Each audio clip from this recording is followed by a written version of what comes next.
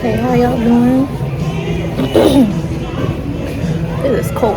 But anyway, today I wanted to talk about the trauma melanated beings face when it comes to money. And that sort of trauma is something we don't really talk about because it's like one of the traumas that go unseen. Because you wouldn't think like you might have trauma around money and how you see money and your relationship with money. So today I got my check, and when I did, I had this feeling of like disappointment and like feeling of sadness, I guess. But the other day I randomly received $20 from Cash App. I was ecstatic. But when I got my check and I saw how much it was, I was just like, oh. And it's a pretty good amount, don't get me wrong. But at the same time, why was I more excited over $20 versus a full check? You know, I was thinking to myself, maybe it's because I deserve more money or something like that. But then I realized that's every time I used to get a check, no matter what the job was, no matter how much it is, I always felt like it wasn't enough. So therefore, it's not the amount; it's just my mindset. And I had to figure out why do I think this way. Growing up, I didn't really have like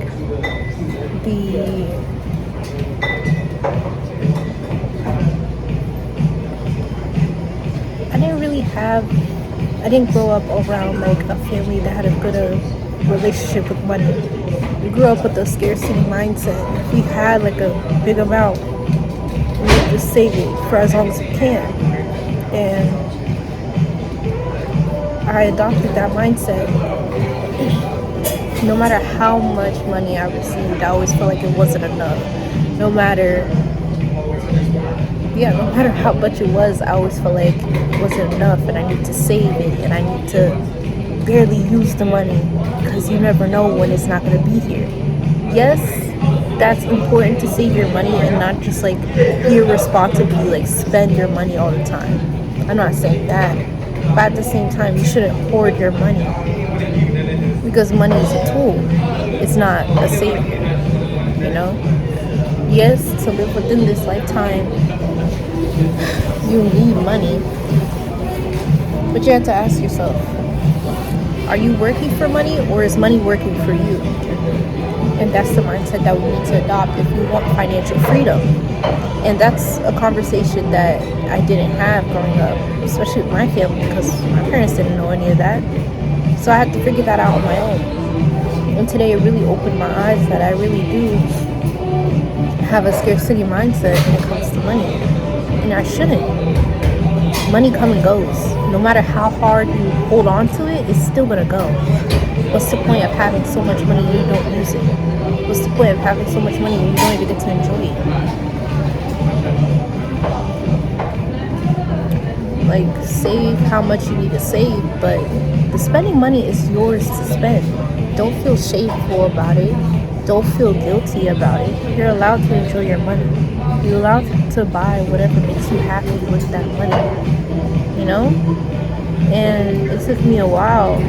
Like today, I went shopping and I was like, I saw the price, I was like, okay, I had the money. I even had double the amount, but I still was like, fine. Like I still was like, I guess I gotta pay for it. And it shouldn't really be like that because it's meant to be used. It's meant to be spent. You're not supposed to hoard it. The value of a dollar is already going down. So just saving money, especially that's not in a high yield savings account, it's just wasting money in my opinion. But that's another conversation when it comes to like money trauma, like investing and stuff. But I'll go into that later in the video. Hopefully I'll remember. But still cold. Hopefully y'all hear me on the mic. But yeah, like I just think about that, because the relationship you have with yourself when it comes to love does affect the way you see money as well. Hear me out. Because money is a high vibration. It is something that everyone wants, and it's something that you have to match the energy of. So if you don't match the energy with that, you won't receive it. When it comes to money, and if you lack love, it's not a coincidence that you also lack money.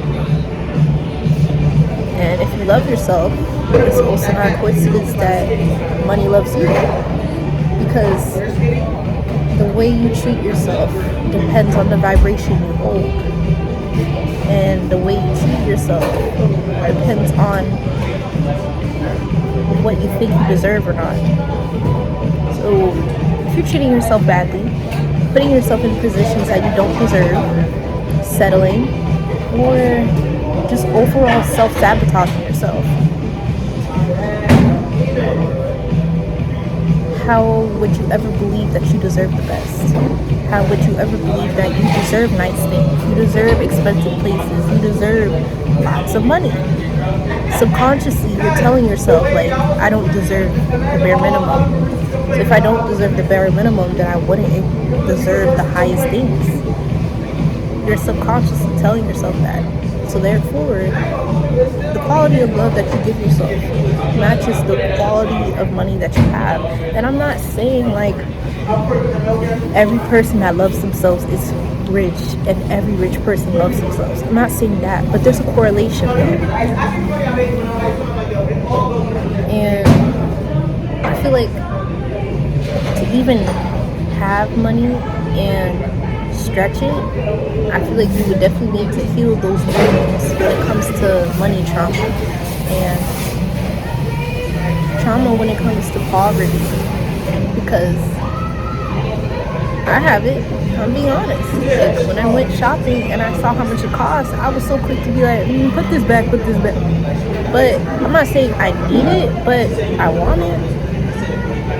You know, I started learning some like methods, like the 50-20-30 rule. Is it the 30-20? I don't know what it's called. 50% goes to the things that you have to pay, like bills, student loans, whatever, all that. The 30% goes to things that you want, like that's clothes, makeup, bags, whatever. And then the 20% goes to saving. Now, I don't really have much to pay that I need to pay, so therefore when it came to saving, I saved a quarter, because when I did the percentage of my check and the 20%, I'm like, that's too little, so I saved even more, and I invested as well. So I was left with a certain amount, and when I was left with a certain amount, I felt like I needed to save it. And I'm like, what do I need to save it for? How am I ever gonna like use my money? And then I was telling myself, like, just be grateful and just enjoy your money. Get whatever you want with it. Like, you already saved, you already invested, go crazy. Like, literally just do it, and don't pay it with shame. Don't pay it with guilt. Don't think to yourself like, oh, I don't need it. You might not need it, but you deserve it. So treat yourself. That's what I have to remind myself. And I don't think it's something shameful to have, or something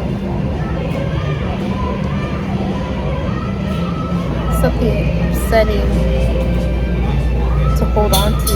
You shouldn't be a prisoner of your past. We need to move on from what we dealt with when we were younger, because we don't have to be what happened to us. And I'm learning and figuring that out. Money is a tool, not a savior. You could only save yourself. Yes, you need money, but you need the money to work for you. You shouldn't work for the money.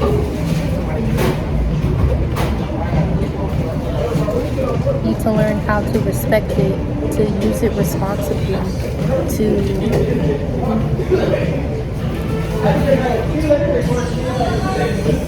know your limitations and be honest and take accountability on the things that you need to heal from and learn. Because yeah, you can get all the money, but can you maintain it? Can you stretch it? Can you make it work for you? Can you invest properly? These are all the questions that you need to ask yourself. And within the melanated community, we don't really talk about investing like that. Money literacy is not really like big, and it shouldn't be. And I think I mentioned this in the other video too, but I really wanted to touch on that topic because it really like hit me today when I saw my check, and I was like, you know, it shouldn't be like that. I'm just so glad that I realized, like, it's just my mindset, not the check. Because I remember like a random person gave me $5 once, and I was excited. But the more I see my check, I'm like, what? It's like way more than the $5. Why am I excited for $5? I was thinking to myself, like, maybe because the $5 was free. But even then, like, what that got to do with anything? Like, it's about the amount, not really how you get it. But I don't know. In that circumstance, like in that example, because $5 compared to a check, come on now. So yeah, and when it comes to investing, like, I'm not a money guru. I don't know, I'm not an expert on this. I'm just somebody that's learning and someone that actually wants to be financially free in the future. So I know like a little bit so far, and I feel like it's important to at least start. When I remember, I'll like put like a picture of like this YouTube, or put the link in the bio of these these sisters. They're twins, and they talk about money, financial literacy, investing, saving. They talk about all of that, and all of the information that I know is because it's from them. And I really like how they're both black women. Like, it really makes me happy because we're not really the forefront when it comes to like certain topics like that. So representation matters. So I recommend watching their videos and learning from them because their information is very helpful. And actually break generational curses. Be financially free. Heal yourself and your bloodline. Do yourself a favor because you deserve it. You know, think outside the box. Don't be scared to do something different. Don't feel like you have to do the same jobs everybody else is doing. Don't feel like you can't invest in yourself. You should. So, I'm gonna wrap it up. Thank you for watching. Please comment down below your thoughts, any ideas, or just tell me how you feel about the video. I don't know. But yeah, don't forget to like, share the vid. I appreciate all y'all that watched it and came this far. Stay kind, stay authentic, stay motivated, stay disciplined, stay optimistic, and stay beautiful reflection. Thanks for having time with Tatianatheoptimist. I'm out.